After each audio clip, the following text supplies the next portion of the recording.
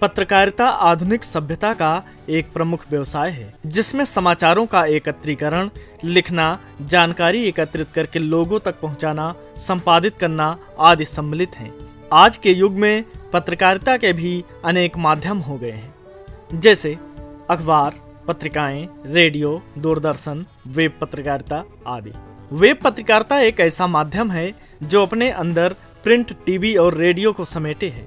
सूचना और संचार क्रांति के दौर में आज प्रिंट और इलेक्ट्रॉनिक मीडिया के बीच वेब पत्रकारिता का चलन तेजी से बढ़ा है और अपनी अलग पहचान बना लिया है।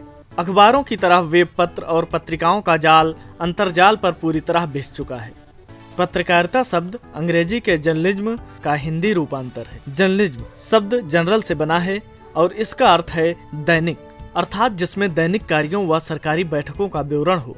दैनिक समाचार पत्र या दूसरे प्रकाशन, कोई सर्वाधिक प्रकाशन जिसमें किसी विशिष्ट क्षेत्र के समाचार हों। पत्रकारिता लोकतंत्र का चौथा स्तंभ है। हर पल परिवर्तित होने वाले जीवन और जगत का दर्शन पत्रकारिता द्वारा ही संभव है। परिस्थितियों के अध्ययन, चिंतन, मनन और आत्मा विभक्ति की प्रवृत्ति और दूसरों का कल्याण अर्थात लोक मंगल की भावना ने ही पत्रकारिता को जन्म दिया।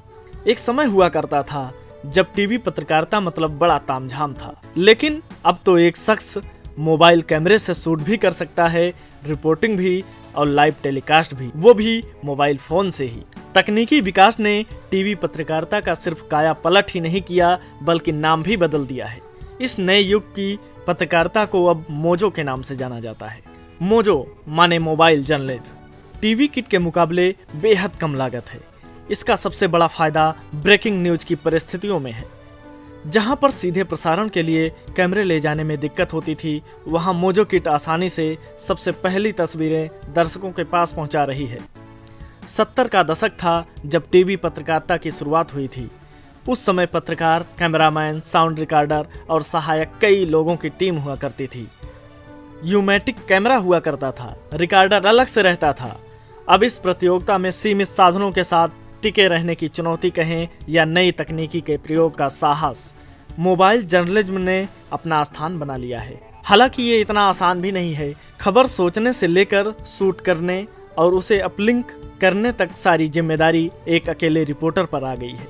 शुरू में चैनल ने एक मोजो बुलेटिन शुरू किया, फिर धीरे धीरे स्टूडियो एंकरिंग से लेकर कई बुलेटिन मोजो से ही शूट होने लगे।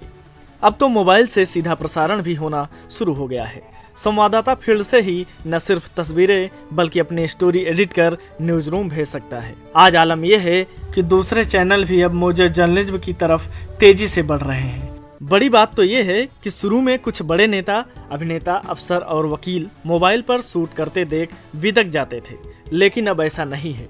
इंटरनेट और मोबाइल ने दुनिया को इस कदर नजदीक ला दिया है कि दुनिया के किसी भी कोने में बैठकर हम कहीं भी स्टोरी कर सकते हैं, अन्याय और समस्याओं को उजागर कर न्याय भी दिला सकते हैं। लेकिन इसके फायदे हैं तो नुकसान भी हैं।